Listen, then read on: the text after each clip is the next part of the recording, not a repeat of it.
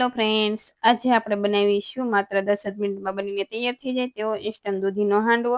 આ હાંડવો જો તમે એકવાર બનાવી લીધો તો તમે આ રેસીપી વારંવાર બનાવશો એટલો ટેસ્ટી એવો બને છે અને નાનાથી લઈ મોટા બધાને ખૂબ જ ભાવશે. અને આ હાંડવો તમે ગરમા-ગરમ ટોમેટો કેચઅપ કે સાથે સર્વ કરી શકો છો. તો ચાલો બનાવીએ. તો તેના માટે બાઉલમાં 1 કપ રવો અથવા સૂજી જે આપણે ઉપમા કે શીરોમાં વાપરતા હોય તે લીધો છે. સાથે 1 કપ ચોખાનો લોટ લીધો છે. અને જો ચોખાનો લોટ ઘરમાં અવેલેબલ ના હોય તો 2 કપ રવો લઈ લેવાનો. સાથે 1 કપ બેસન અથવા ચણાનો લોટ એડ કરીશું. જો આમાં આપણે એ રીતનું માપ લેવાનું તો 2 કપ રવો અને 1 કપ બેસન એ રીતે માપ લેવાનું. અને જો તમારી પાસે ચોખાનો લોટ હોય તો એ જ એડ કરવાનો. હવે તેમાં 1 કપ ખાટી છાશ એડ કરીશું. આ બેટર બનાવવામાં ખાટી છાશ લેવી જરૂરી છે કેમ કે આપણે ઇન્સ્ટન્ટ હાંડવો બનાવીએ છીએ એટલા માટે. અને જો તમારે દહીં એડ કરવું હોય તો 1 કપ દહીં એડ કરી દેવાનું. પણ દહીં પણ ખાટું જ હોવું જોઈએ તો આપણો હાંડવો એકદમ પરફેક્ટ એવો બનશે. તો બધા મિશ્રણને સારી રીતે મિક્સ કરી દઈએ અને હવે આપણે તેમાં થોડું પાણી એડ કરતા જઈએ અને બેટર છે તે આપણે બનાવી લઈએ. બેટરમાં એક પણ લમ્સ ન રહે એ રીતે આપણે બેટર બનાવવાનું છે. અને આપણે આમાં એકસાથે પાણી નહીં એડ કરીએ, થોડું પાણી એડ કરતા જઈશું. અને આ બેટર વધારે પતલું નહીં અને વધારે થીક પણ નહીં એ રીતે આપણે બેટર રાખીશું.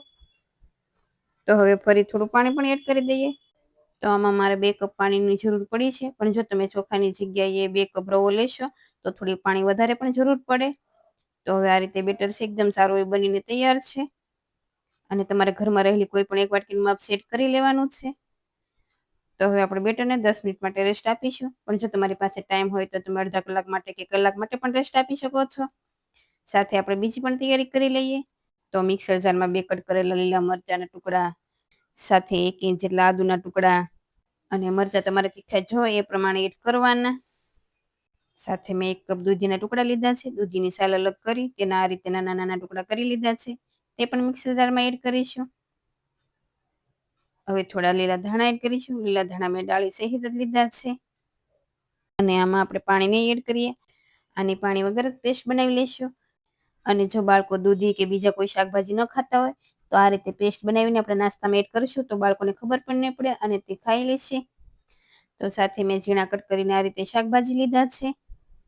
ગાજર, પાલક, કેપ્સિકમ, કોબીજ સાથે ઝીણા કટ કરેલા કાંદા પણ લીધા છે. અને જો તમે કાંદા ન ખાતા હોય તો તમે સ્કીપ પણ કરી શકો છો. અને શાકભાજી છે એકદમ ઝીણું કટ કરીને લેવાનું. સાથે આપણે જે બેટર બનાવ્યું હતું તેને પણ 10 મિનિટ જેવું થઈ ગયું છે. તો હવે આપણે જે દૂધી મરચાંની પેસ્ટ બનાવી છે તે એડ કરી દઈએ. અને આ હાંડવામાં તમારી પાસે જે શાકભાજી અવેલેબલ હોય તે એડ કરવાના. અને અમુક શાક ના હોય તો તમે સ્કીપ પણ કરી શકો છો તો પણ હાંડવો ખૂબ જ ટેસ્ટી એવો બનશે. તો હવે આપણે તેમાં મસાલા પણ કરી લઈએ. તો અડધી સ્પૂન હળદર પાવડર, સાથે 1 સ્પૂન ધાણા જીરું પાવડર, 1 પિંચ જેટલી હિંગ એડ કરીશું. અને અડધી સ્પૂન જેવું લાલ મરચું પાવડર એડ કરીશું. લાલ મરચું પાવડર તમારે જો તીખા જોઈએ એ પ્રમાણે એડ કરવાનું. અને આમાં આપણે પેલા પેસ્ટ બનાવી હતી તેમાં પણ મરચાં એડ કર્યા હતા એટલે તીખાશ તમારે જોઈએ એ પ્રમાણે જ એડ કરવાનું. સાથે 2 સ્પૂન તલ, સ્વાદ પ્રમાણે નમક અને 1 સ્પૂન શુગર પાવડર એડ કરીશું. કેમ કે આપણે આમાં ખાટી છાશ એડ કરી છે એટલે ખટાશ અને ગળિયાનું બેલેન્સ રહે તેના માટે મેં શુગર પાવડર એડ કર્યો છે.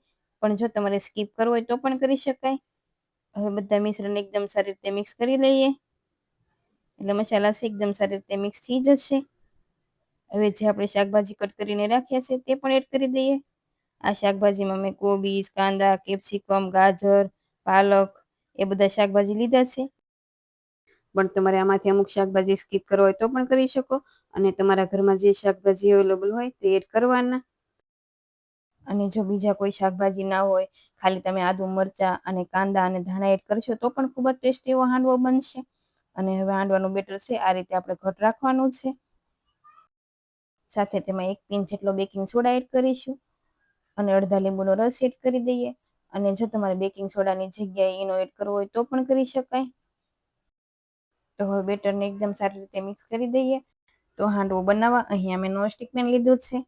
પણ તમે જાડા તળિયાવાળી કડાઈ કે જાડો તવો હોય તો પણ તમે પુલાવની જેમ પણ બનાવી શકો છો.